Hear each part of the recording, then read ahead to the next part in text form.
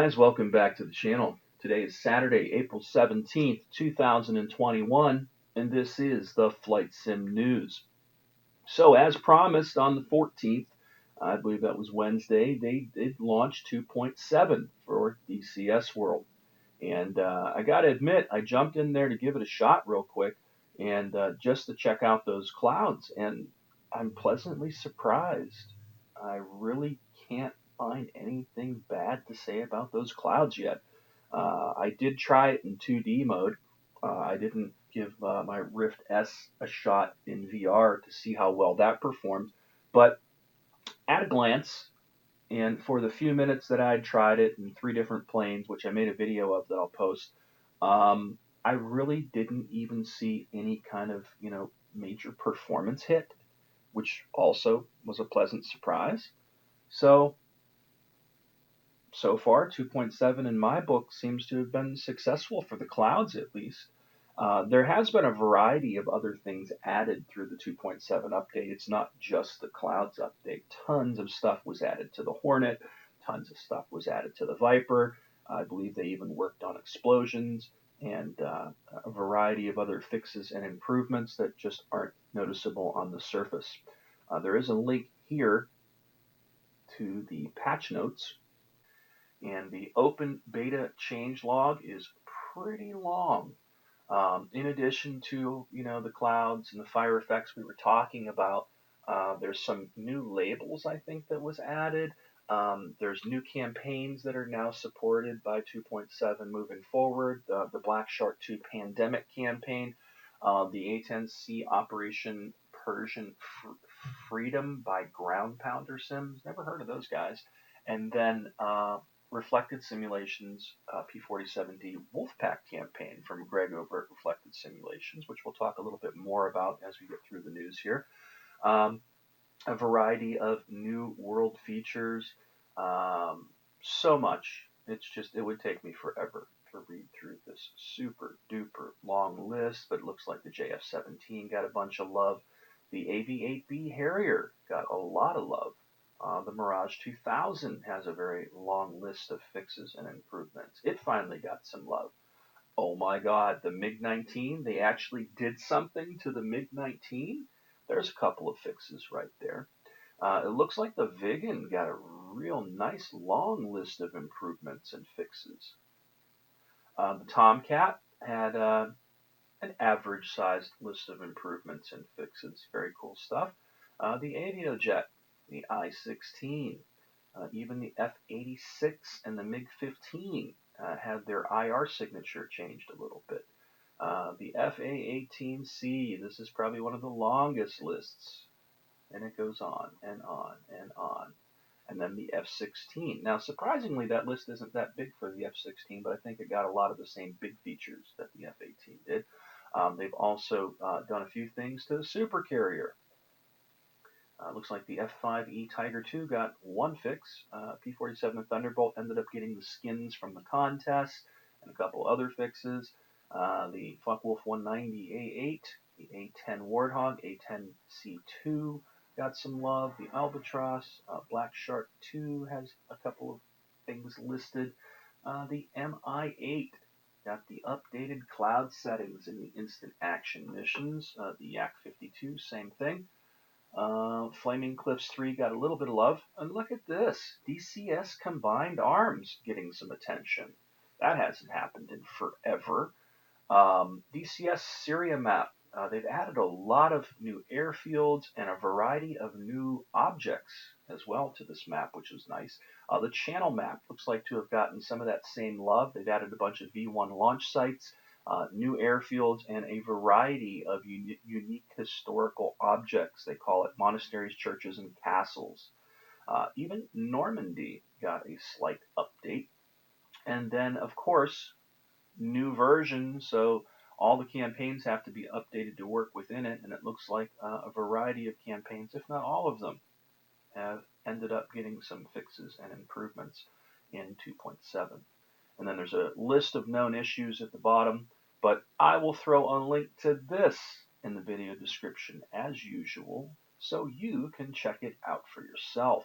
So, in addition to that big changelog, there's also a video that you can check out. I will definitely throw a link in the video description to that, in addition to that changelog list. But it's a pretty cool little video they put together. The 2.7 update.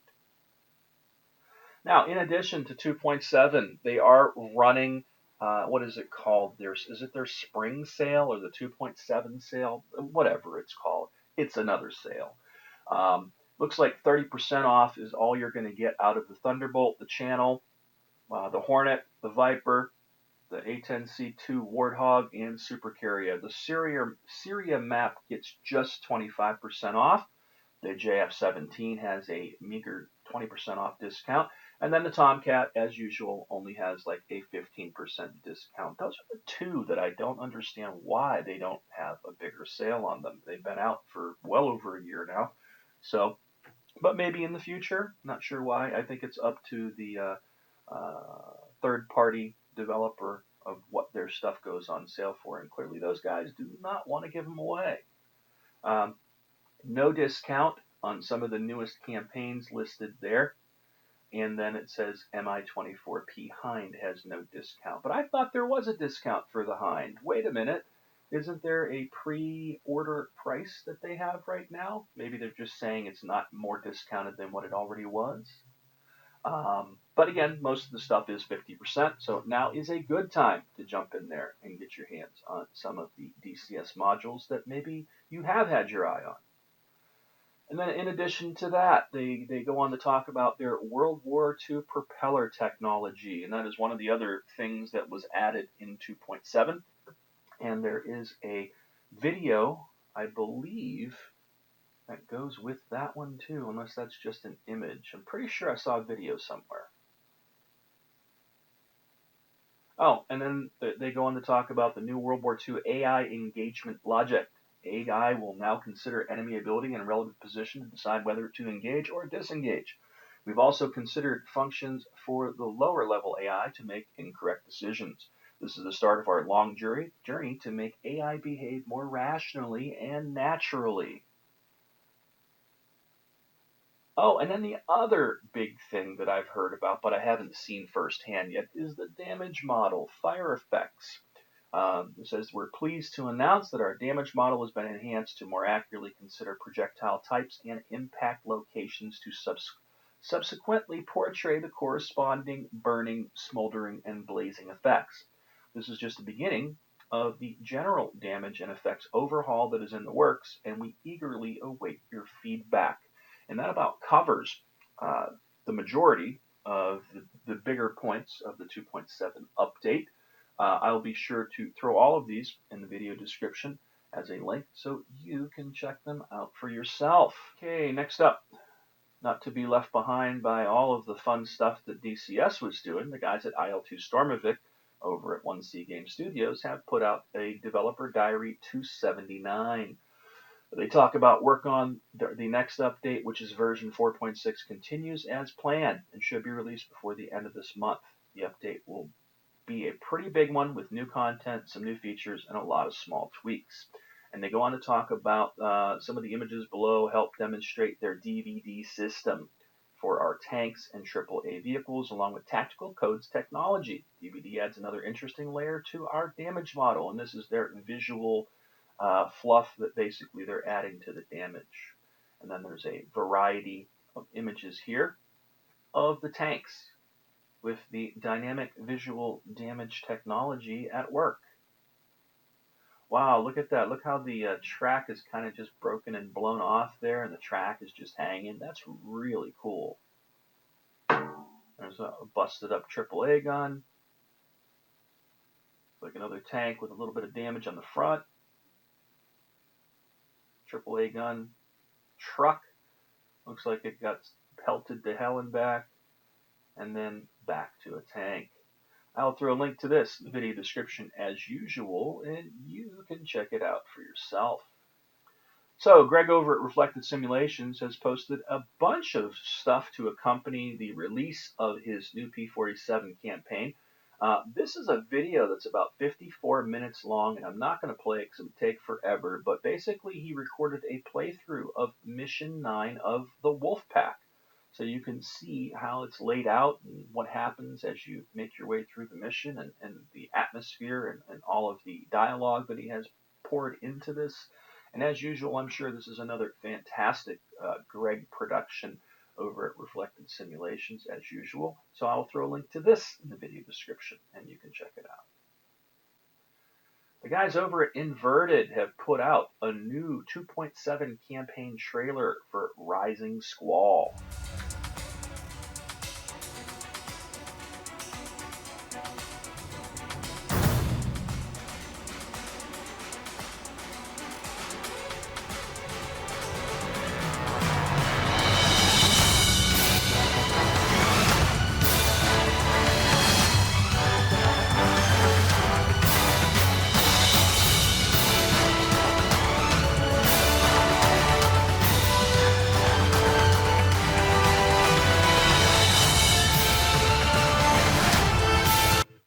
The whole thing's about a minute long, and it looks pretty cool. It's showing off the clouds and some of the weather effects that are to be found in 2.7.